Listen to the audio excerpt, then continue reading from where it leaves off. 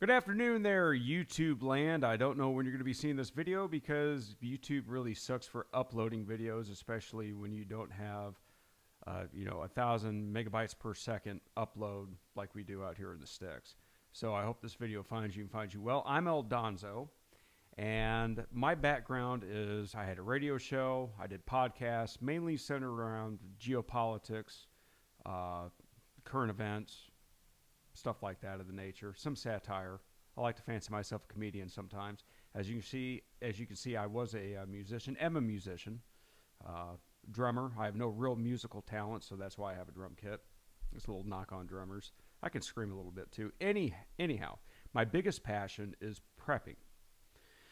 I got into prepping. Well, I've been into prepping my whole life, but it really got big back around the same time it got big for a lot of people was back in 2020 with the pandemic. That's when I kicked it into overdrive. So this channel is going to be dedicated to sharing what I found out about prepping and some of the best methods that I figured out in my journey with other people and trying to glean from others as well. Now, I want to give a big shout out to Mike Tango Whiskey. I actually came across one of his videos, and I've been meaning to do a YouTube channel dedicated to prepping for quite a while now. I saw one of his channels talking about things not to put in your get-home bag, and I thought it was kind of peculiar, and I liked it, and I figured out he was new to the channel as well, so go check him out, Mike Tango Whiskey. He's got a really good channel up. He's got a lot of good content, a lot of meaningful content. So that kind of spurred me. Yeah, let's go ahead and let's kick this party off.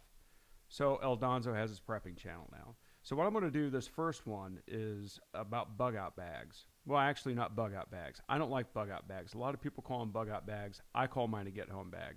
Where I'm located, to bug out would be extremely stupid of me, unless it was a situation like, let's take for example East Palestine, Ohio, where the train cars flipped over and it was all those chemicals, and the U.S. government had the great idea that let's just go in and burn all of it, and then everybody had to evacuate, and it killed wildlife and made everybody sick. That would be a bug out situation for Donzo. Other than that, I'm concerned about getting home. Take this for example. Let's say you're 2 states away, and you're on a business trip, and you're driving home, you're coming down the interstate, and all of a sudden your vehicle loses power.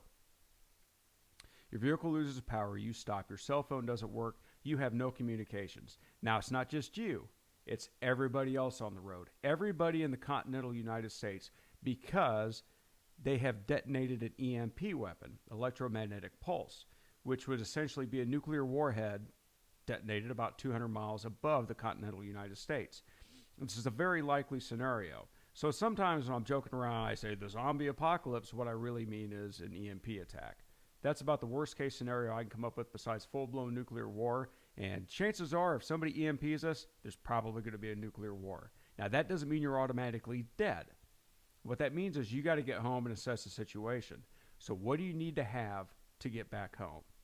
Now, whether you're 10 miles away from your house or whether you're 200 miles away from your house, you better have a plan for it. This is all fantastical. This is all what if, because it's prepping. You have to tabletop. You got to come up with the worst case scenarios. And we're going to be doing more videos on that in the future, and how I think the best way to address those problems is going to be, and what's going to cover your field. Me personally, when I prep, I like to prep for the worst case scenario. I don't like to just prep for, there's a flood coming. If I live in Florida, I'm going to have to prep for hurricanes. If I live in California, I'm going to have to prep for earthquakes. If I live in Texas, I'm going to have to prep for a bad winter when ERCOT shits the bed.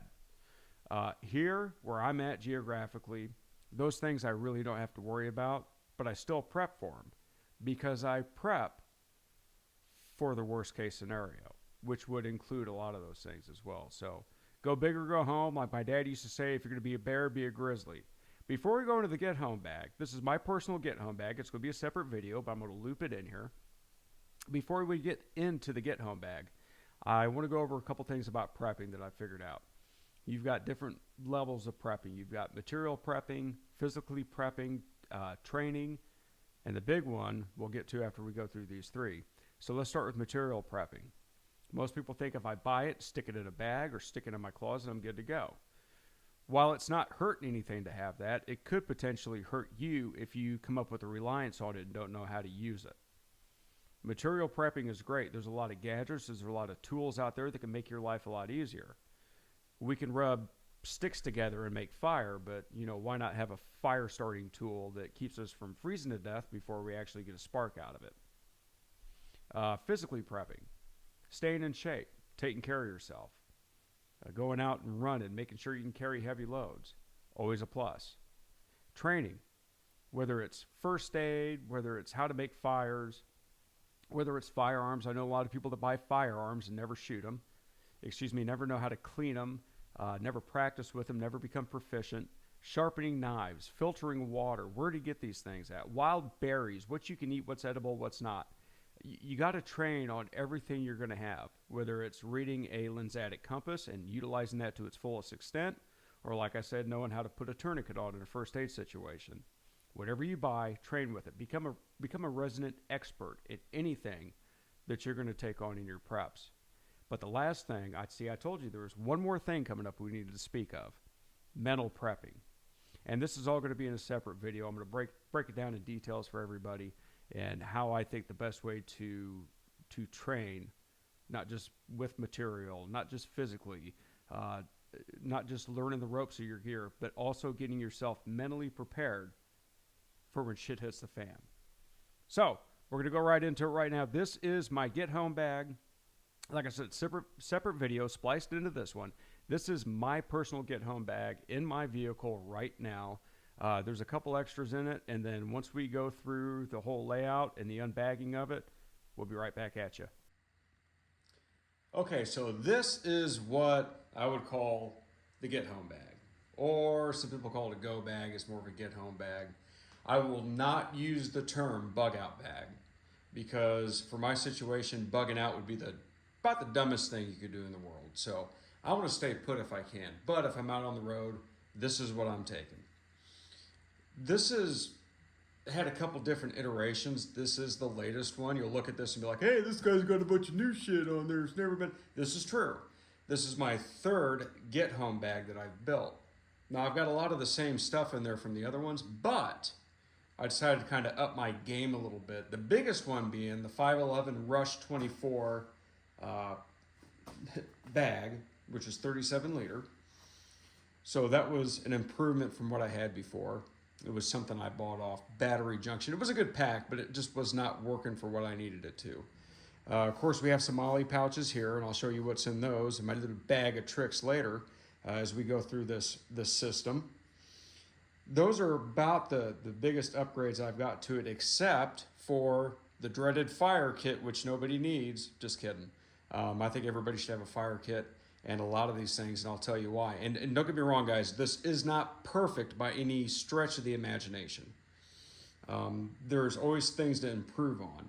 Every day is a learning day. We can always be doing better, so any comments, any suggestions is more than welcome, and hopefully I can glean something off you guys and you can glean something off me. But I've got this just about the way I want it. I can't think of a whole lot more than maybe a couple bottles of whiskey or vodka to go in there. Of course, that's a lot of weight, so have to get one of those helmets or something, one of those vests where you hide it and you got the straw in your mouth. But anyway, without further ado, let's get to what is in El Donzo's get home bag. So when we go through this, I'm going to be walking you through everything I have, exactly why I have it, and the purpose it holds for me and the purpose it can hold for anybody else, regardless of their skill level or their location or anything like that. So let's just start at the top.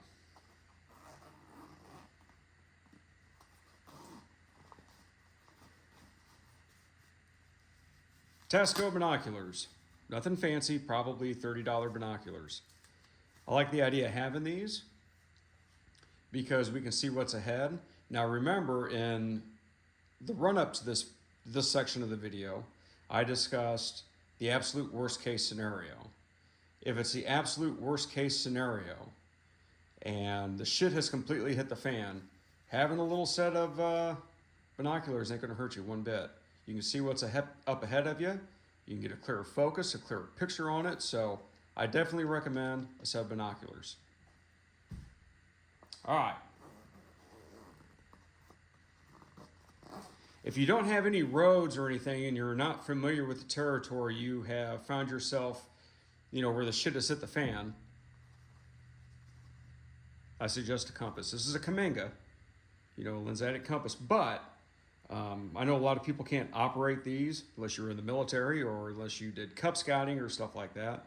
But the biggest thing about having a compass, even if you can't use portions of it, you're not familiar, first of all, get yourself familiar. They got something called YouTube, and this is what you're watching this on right now. You can go and there's dozens, probably hundreds of YouTube videos that will show you how to work a Kaminga compass or any lensatic compass or anything like that, and they're really, really cool. They can really help you out if you need to get your bearings, you need to go in a certain direction, you're walking through rough terrain. They're worth their weight in gold, in my opinion. And this is the same one they issue to the United States military. So go ahead and get one, train yourself how to use it. If not, at the very least, this thing will accurately always point north. So at least you can get some form of direction in there. Like, let's say I'm in Bloomington, Illinois. Let's say I'm down in Springfield. Shit hits the fan, I get disoriented for whatever fantastic reason we could come up with. I know I got to go north.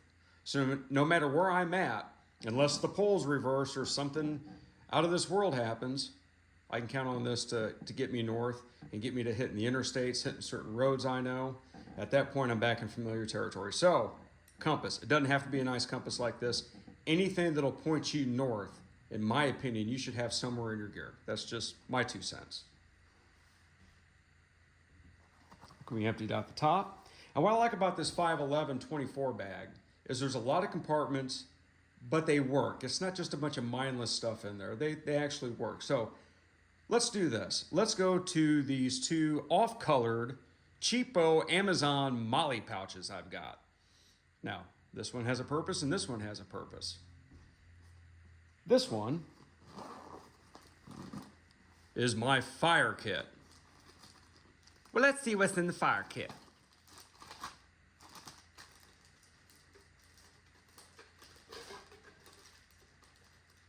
Little thing of regular matches. Bic lighter. Stormproof matches. Oh, check this out. This is pretty cool. If I can get it open. I mean, if I can't get it open for the video, let me tell you something. Shit hit the fan, this thing's open. I'm telling you right now. It's that waxed kindling they sell. Just a little bit of that goes a long way. Keep it in a snooze can. Yeah, I used to chew snooze. Can's probably older than half the people watching this video. Okay, what else? So check this out. So I used to be a smoker. I always carried a can of Zippo fluid on me because I had a Zippo lighter. I still have a Zippo lighter. And I keep that in my pocket, but it's not quite a Zippo. That's going to be another video for what I have on my person everyday carry. It's not going to be this one. God's sakes, I probably can't even get this damn video to load up if it's going to be 10 minutes long. But anyhow, Zippo lighter fluid. Why not throw that in there too? We all know how to start fires in wet weather and under adverse conditions, but I mean, look at this. Who wouldn't want a can of Zippo lighter fluid if you're shivering, you're cold, and you need to get your ass warmed up? So I keep that in there. So we talked about new things and new additions. This one right here, I had to do it. I bought one for my son. My son, he's in the military, and he's reserves, but he's back home now. I got one for him too, but I hope he didn't see this because it's supposed to be a birthday present. Probably just outed myself. This is a P4X survival torch. Now, there's going to be a video coming up on this where I actually use this thing and try it out. I go out to the sticks and, we make a fire with it. I give a review on it. This has not been reviewed yet. It replaced my El Cheapo ferro rod I had in there, which probably still works. But this puppy right here, I think it's going to be a winner. Like I said, there's going to be a video with that coming out, so I'll keep you filled in on it. Let's move all this pyromaniac shit over here. You just push that over there. This pouch. I'm starting to get an element thing going here. So we got fire, and we have water. So I got a life straw. I got the Sawyer straw. See, life straw, why not have it? I think these are about 10 or 11 bucks. Throw one in there. And then we got one of these Sawyer systems, just one of the minis with a little bag on it. Now, speaking of water, I'm not done with water yet. That's just my water filtration. Let's put this over here so everybody can see it. Not like you want to see it, but what the hell if we're laying it out. You know, we're going to do like we do in those, like they do in those other prepper videos, where they get their hands up here and they got their tactical watch on, and they're like, see, look at it, look at it, look at it, and they're doing all the. I don't have rings on them, and that's not a knock on anybody. Everybody does that. I find myself doing it now, so I'm making fun of it. I guess we're like Italians, us prepper guys, right? Hey, I want my spicy meatballs, freeze dried the spicy meatballs. Anyway, okay, moving on. Let's see what we got in here. Ooh, I didn't even know that was there. Just kidding. I knew it was there. And you're wondering what this thing is. I'm going to show you that in a little bit. See, there I am with my hands, Italian-like. Uh-oh, the dreaded fixed blade. Now, this is a new one. This one I got not too long ago. It's a cold steel SRK 6-inch. It's CPM 3V steel, I think. Been a cold steel fan for a long time. I had a hunting knife I've had since I was, probably 10 years old that used to ride in here. And I thought, I'm going to retire that. It's a nice buck knife. So I picked me up one of these. This is more of a utility deal than anything else. It could be a fighting knife. Very easily be a fighting knife. And a lot of the stuff I have in here, this is a double duty bag. So is this my get home bag? Yes. But there's also stuff in here that it doubles as a camping bag. We go out to the woods a lot. We like to maybe drink a beer every now and again. We decide we want to camp. Boom, all my stuff's here. Which will kind of lead into what we're talking about with if you can haul it, keep it. If you can't, drop it.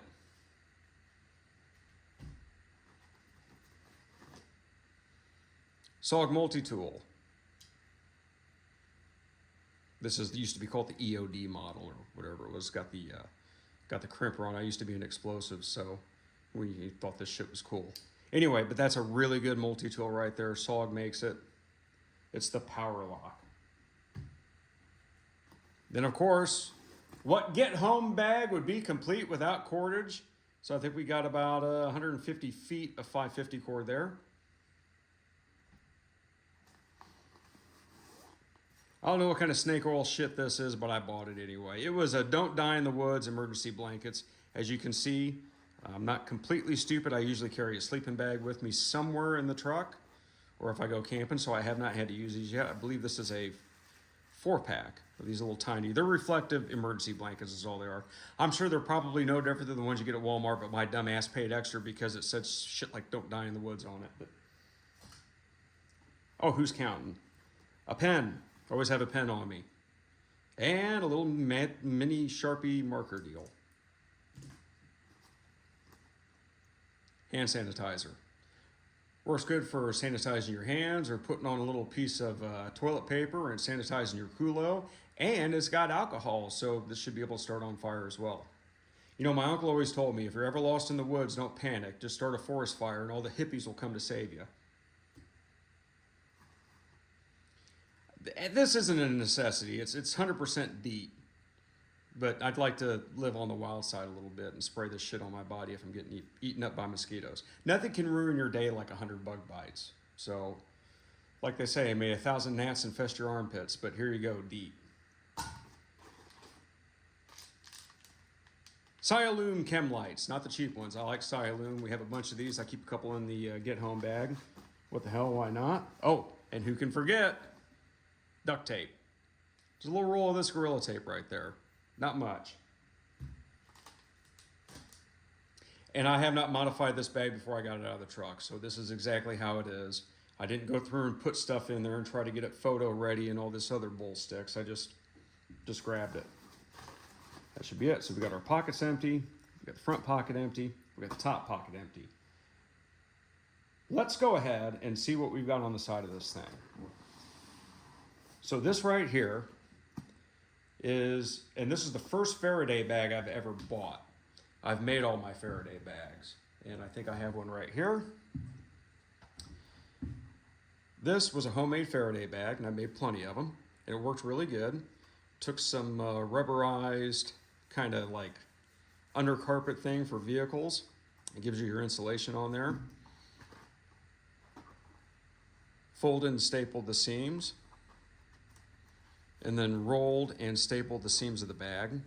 You fold it over, and we were using just binder clips on here to get the contact. And that worked really good.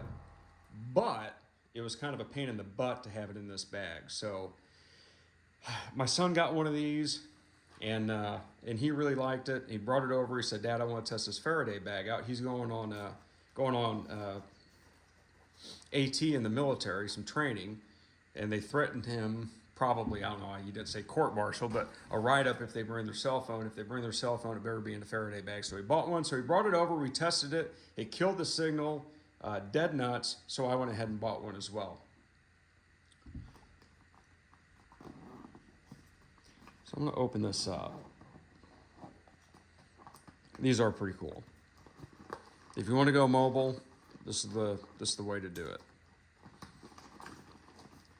So this wasn't one of those gear things where I read the reviews and bought into it. It was, we actually tried his out. So what do we got in here? Now, we do this for EMPs. We don't know for sure what's going to happen. None of us have lived through an EMP. So my electronics, threw a headlamp in there. This is a cheap headlamp. This isn't the Black Mamba Streamlight I keep in my bedroom.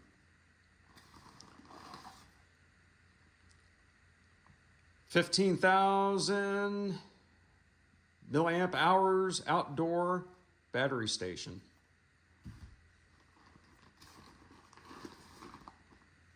Hand crank radio, fully charged. And spare flashlight, just in case these things don't survive EMP. And a Baofeng 5-watt radio that's already programmed. I have a GMRS license. We have a repeater.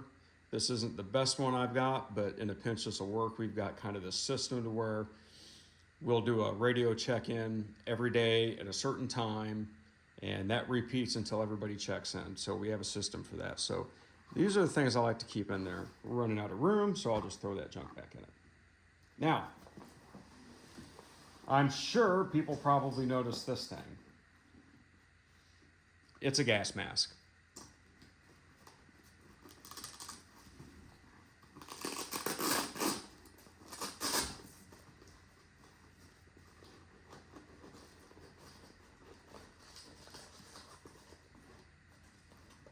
Whoa! One of them check puppers that Mirror Safety sells. Seem to be really good quality. It's got the drink straw in it, and it's got the filter with it. Goes right in there. I've tested these things out. Well, of course, I haven't tested them with biological chemical agents, but I have done the fit test on them. I've done the face sealing test on them. Remember, with these, you need to be clean shaven if you don't want to get anything inhaled into your lungs or in your eyes or anything like that. So this is one of those things I believe is better to have it and not need it than need it and not have it, as is with everything else in here. Once again, with this other stuff, the fire starters, the water purification. What else do we have that we wanted to go over? The compass. If you get one of these and you don't know how to use it, train yourself on how to use it. And get it out every now and again and inspect it. Make sure it's not dry rotted. A good quality, I can't remember, the butyl rubber I think is what they use on these. These should last, but get them out, check them, clean them out.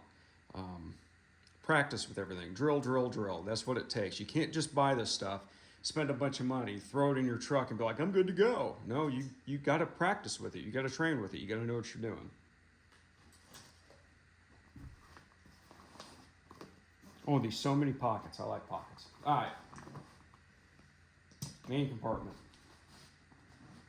And the best part is, after I get done doing this, I get to put it all back together and not remember how everything fit in. No, I'm just kidding. Just kidding. I like to leave enough room in there. Okay, so the first thing you're going to see, one package of MREs, beef strips, in savory tomato sauce. Why? Because why not? That can be alternated. I believe you should have some food in these things. Yes, you can go a while without food, but you know what? If you have to ruck it 10 miles back to your house, or 20 or 30, you're going to want some calories to replace the ones you're burning. Speaking of food, in addition to that, 2,400 calories. Apple cinnamon emergency food ration bars. This is like the hardtack of the 21st century. I've never had to eat one of these things, but you know what? I'm pretty sure that if I hadn't eaten in 3 days, I'm going to scarf this son of a bitch down. Now, one thing I don't see a lot of preppers put in their get-home bags, which I like to pride myself on because, first of all, I like hot sauce, and second of all, you can eat a dog turd if you put enough hot sauce on it. So, right there, you should have one of these. Even if you don't like hot sauce, it may taste better than the stuff you're trying to eat. Of course, shit tickets. It's all fun and games till you can't wipe your ass. Now, in this compartment right here, I have multiple batteries. Not a whole lot. AA's, AAA's, and some CR123s. Okay. This is my poncho. I'm not getting it out. Air mattress. Not screw around with cots, just get your body off the ground if you need to. Of course, all this is weather dependent. You know, you're not likely going to have to start a fire if it's mid-July like it is right now and it's 100 degrees out and 80 degrees at night to stay alive. So a lot of this stuff is dependent. Snug Pack, I like Snug Pack. It's foreign, but they make pretty decent stuff. This is a jungle bag, which is just a really light sleeping bag. Is this going to get you through negative 20-degree winter nights outside? No, it's not, but it's going to help you if you need it. Look at all these goodies piling up. All right. Snug Pack, Snug Pack, Snug Pack. I like Snug Pack. Snug Pack Ionosphere. It's a little backpacking tent. Now, I've considered going with just a tarp in here, but the idea of having a backpacking tent, this is Illinois, and the weather gets really, really shitty, which will lead into something else that I have in this pack as well. Once again, not going to set that up for you. You can go online. You can check it out on Amazon. Snug Pack Ionosphere. Now, this next item is new to the pack, but not new to me. I keep one of these in the four-wheeler. I've used it multiple times. I've sharpened it multiple times, and I decided to get one and throw in the get-home bag. If you do have to start a fire, ain't going to hurt anything. Zombies, not going to hurt anything. And I'll talk about zombies a lot. The whole thing with the get ready for the zombie apocalypse is you're getting ready for the worst thing that can happen. You got to think the worst thing that can happen. You want to call it EMP, nuclear war, zombie apocalypse, whatever it is. Always bank on the worst thing happening so you're prepared for it. Now, one thing that I want to touch on real quick, I almost forgot about here. Sharpening stone. So there's two things you want to do if you're going to have knives. And you're going to have a knife in a bug out bag, or you may need to use a knife or a hatchet or an axe or whatever, a machete.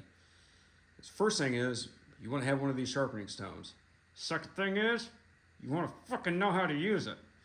So definitely, if you're getting into this, that's a good skill to pick up. It doesn't have to be a stone. It could be one of those kind of little sharpeners you get at Walmart. Have a way to sharpen your knives.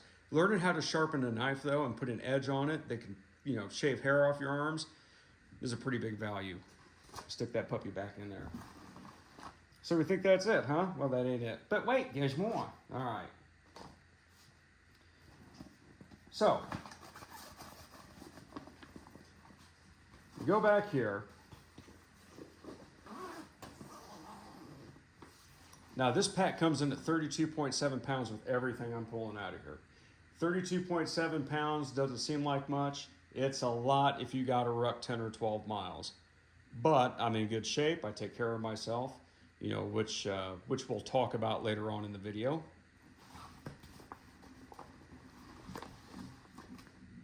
Couple liters of water right there. Yes, that adds a lot of weight to this pack. So if I got to take off, this may get dropped.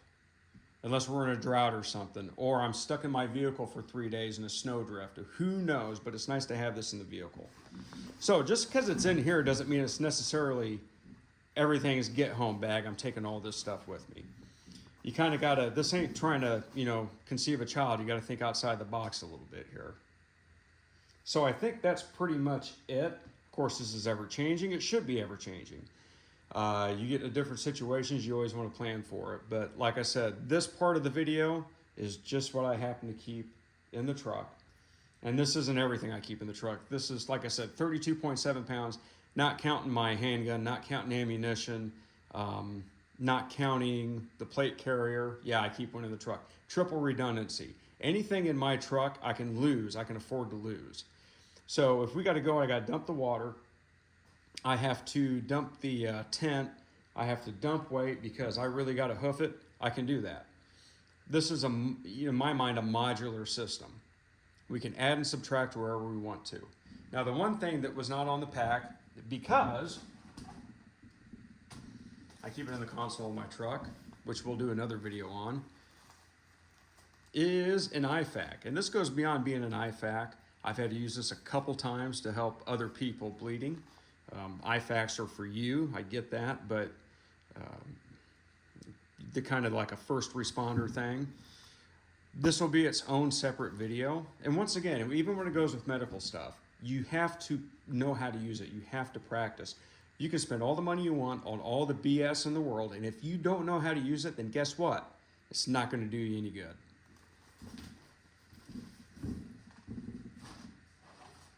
Now, we were talking about water, right? So I just bought this today. This will be another review. I'm going to take it down to the world's dirtiest river, the Mackinac River, and we're going to try it out. This is a Grail water filtration system. Just got this in. This is brand new. I've never tried it. I've heard good things about it. You got your water reservoir in there. Check this out. And they make ones that are titanium too, that you can take this sleeve off. Oops, excuse me. Off like that. You get the dirty water in here. So you got the O-ring, this is the filter. Loosen that cap up. And push it down. And it forces the water through the filter. And the next thing you know, you got clean water. I think 17 ounces of it. So this is going to be put to the test a little bit. Bought an extra filter for it. So that is everything in my get home bag. I know there's going to be a lot of people going, that's a lot of stuff, I'd like to see you carry it. Once again, just because you have it in your bag doesn't mean you have to take it with you if you have to leave your vehicle. A couple things I want to touch on that you didn't see in the video, okay? And we're going to talk about some of the stuff I'm going to be reviewing also coming up here in the next couple of weeks. But a couple of things you didn't see that I always keep in my truck and I always keep with me is body armor. I usually keep a rifle in my vehicle, magazines, pistol mags, extra ammo, just a lot of extras. And yes, that adds weight to the pack. That adds, well, not necessarily the pack, but if you wear the vest and whatnot, that adds weight. But like I said in the video, you can always strip stuff off. There's nothing I have in my vehicle that I don't have at home. Everything's pretty much triple redundancy with me. If you can carry it, carry it. If you can't, go down to the essentials. If you have a vehicle and you can load this stuff up in it, why not put everything you could possibly need in it? Why not have that security? Better to have it, not need it, than need it, not have it. I'd rather be in the position going, you know what, I gotta unload a bunch of this shit. I can't carry it. Rather than going, you know, I should have brought it with me. I should have brought it with me. Why didn't I pack that in there? I get people want to go minimal on their get home bags, but why not save going minimal for when you absolutely have to? If you can pack it with you, pack it with you. There's nothing wrong with that. If you got to leave something behind, leave something behind. At least you had the option to have it. You got to look at prepping, bug out bags or get home bags or whatever you have as insurance. This is all insurance. The difference between a bug out bag and a get home bag. As a bug out bag, you're going to grab it to leave your house. So it's got to be light, because if you're grabbing a bug out bag, you're getting in your vehicle or whatnot, and you got to have that ready to go at a moment's notice. With a get home bag, you got all the time in the world up until something happens to prep and put stuff in there and tweak it. And you can go ahead and load it up with the kitchen sink if you want to and leave behind, depending on what the scenario is, what you need to leave behind. Now, when people say, well, it's a pretty big get home bag, well, you got to remember there's also things called bicycles too. You know, you can always get creative about how you're going to get back home. And people say, well, you know, you got to get home fast. You got to get home fast. But you don't want to get home too fast that you risk hurting yourself or exposing yourself. You want to be a hard target. You don't want to be out, especially if an EMP happens. If an EMP happens, I give it 3 days. I give it literally 3 days before everybody in the world is losing their, well, in the United States or whichever country is affected by it, is literally losing their shit. Imagine that. The vehicles don't run. There's no radio. There's no cell phone. Ooh, I get my, Facebook and all this other stuff. None of that. They can't get on the news. They have no idea why none of their shit works, why none of their water is flowing through their pipes, while no natural gas is coming out of their lines. That's another misconception. People with natural gas fireplaces. Well, in the wintertime, if the power goes out, I just have my fireplace that's hooked up to natural gas. And that works if the power's out for an hour or two or maybe 12 hours. The problem is those rely on electric pumps to keep pressure in the lines, and those will shut down. Look at it this way. What happens when you experience a power outage due to a storm? Let's say that power outage lasts 24 hours. What do? Well, you go down and get ice, you load up the cooler, you go to the next town over, or you go stay with your parents or your in-laws or another family member and, take your meat over there out of your freezer so it doesn't spoil. What happens though when your neighbors and your family, there's no gas stations, every town around you, every place is down and out, you're screwed. People aren't prepared for that kind of pandemonium. And I give it 3 days before everybody's losing their damn minds. So that's why I say, go big or go home. Prep everything you can. Make sure you're in a situation to where you can get through anybody. The only problem with that is, now you're a target. Let's say you've got that get home bag. You may have to go through the woods. You may have to take rough terrain to get back home. Do you really want to be going down an interstate with 1,000 people that haven't eaten in a day and a half and you've got a pack on you? I don't think so. You got to think about this stuff. Let's say you got one of those EMP shields for your vehicle. I have one. I'm not sure if it works or not. We haven't had an EMP yet. I hope it does. I hope it's not snake oil. But let's say that thing works. Now you've got the only functioning vehicle on a 15-mile stretch of highway. But let's say you got to go home. You're 2 states over. You're a target. So you know what you better do? Better make yourself a hard target. Better harden up. You better know how to use your stuff and how to defend it. So let's go over a couple things from the Get Home bag, since I got that spiel out of the way. The Mission Darkness Dry Shield bag. I didn't say the name of it, but that was the Faraday bag that I had on the 511 Rush 24 Molly bag. Like I said, that's pretty self-explanatory. I've already trialed it. I'll be more than happy to make a video on that. Like I said, I've built a lot of Faraday cages and bags. I have them in my house, very big ones. Look, if you're going to buy a $1,000, $2,000 backup generator and put it in your garage, why not make a Faraday cage for it? And wouldn't that suck? I mean, think about that. That sucks. EMP hits and you go out and your backup generator doesn't work. And you know what you're going to be saying? You're going to say, hey, she had just built that EMP cage. And we'll do a video on that too, about how I build them and how I test them. Like I said, better to have it, not need it, than need it, not have it. So a couple things that did not make it into that bag that I keep in the truck. That big stickler on. Gloves. I keep leather gloves in my vehicle, usually two pairs. And safety glasses. Cutting your hands, gashing your hand open is a bad thing, especially when shit hits the fan.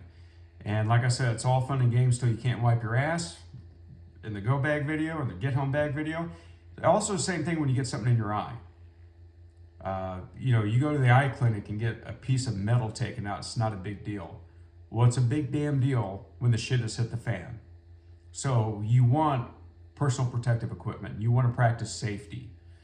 You may think that you can lug that 50-pound rucksack all the way home 15 miles, but you know what? If you twist your ankle doing it, you're kind of screwed. You got to be safe. Another thing I keep in the truck that was not in that get home bag. Danner boots. Yes, like 8-inch Danner boots. Are they the most comfortable in the world? No, but they put up with a lot of stress and they keep your ankles firm. So chances of rolling your ankle are lesser in high top boots like that. So those are a couple things to consider when you're doing your get home bag or you're prepping out your vehicle for the worst case scenario. Flares and whistles. You didn't see any flares, whistles, signaling devices. I do have flares. They're in the truck. I usually don't keep those in the guy. I saw some guy on YouTube that had smoke grenades. Like he was going all minimal. Like he was just like this and that little stuff and a little right-on pad. And I got pads in the truck. I throw in the get-home bag if I need to. But he had smoke because, oh, I may need to be concealed and hide my. I'm like, hey, damn, dude. You're talking about lightweight stuff and you're throwing smoke grenades in there. Smoke grenades aren't light. I don't think in the worst case scenario there's a need for those, but there may be a need to camp out for a couple days. You may want to take your time getting home. You meet hostile people, bad actors along the way, so you got to be prepared for that. So that's something to maybe a whistle. Maybe there's a situation where you need help. If not, you have a 5-watt GMRS radio. That's good too. You can reach out to people locally on that.